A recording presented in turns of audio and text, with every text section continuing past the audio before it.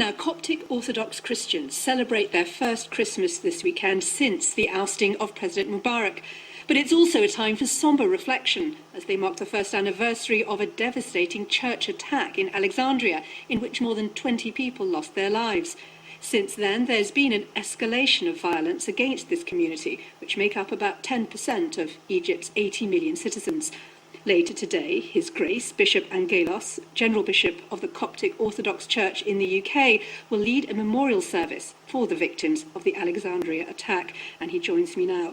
Good morning, Your Grace. It's a time, Christmas is a time of great joy, but one imagines that the mood among Coptic Christians must be very solemn as you prepare for this memorial service.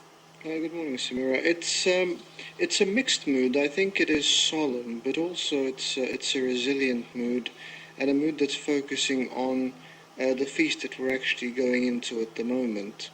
We've seen churches as full as ever, if not even fuller, and I think people are really putting their hope in God and in the faith that keeps them strong. And when you look at what's going on in Egypt, a new round of elections coming up, how secure do you think Coptic Christians feel in that country now? I think we stopped tying our sense of security with a ruling party many years ago. I don't think security comes from whoever's in power. I think security comes from a general trend of thought.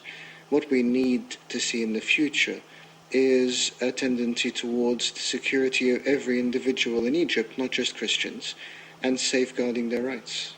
There has been a concern expressed that Islamist parties have been rising since the fall of Mubarak, and that sort of fueling more anti-Christian activity.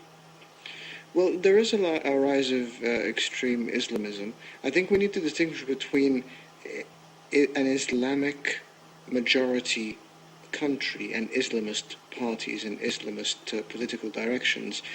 And I think that the tendency here is not just against Christians, but against even moderate Muslims who would not support these extreme policies in every way. What about the decision of the Coptic Pope to invite military leaders to the Christmas church service a couple of days ago? There have been some suggestions that perhaps the church isn't doing enough to promote the interests of its Christian community. I think we need to understand everything in context. People are not invited to the service. No one is going to invite someone to come and congratulate them on a feast. What has historically happened is that members of parliament and government officials have asked to come so that they can join in the celebration and express their respects and celebrations to the community. And then the church will issue certain passes for entry, but people are not exactly invited to the service. And if people say they want to come and join us in a church service, we are by no means going to say no. This doesn't compromise Christians or Christian concerns at all. But you're clearly aware there is great fear among some Coptic Christians within Egypt and those abroad looking at Egypt who are worried about the future. How can you reassure them? Absolutely. I think many people are worried, and the sentiments against the Supreme Military Council, not just from Christians, but they're from, unfortunately now, the majority of the Egyptian people.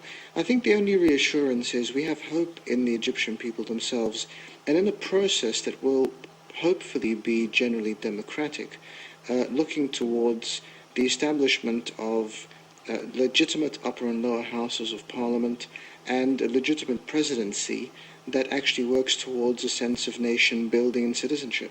Bishop Angaelos, thank you very much. Thank you.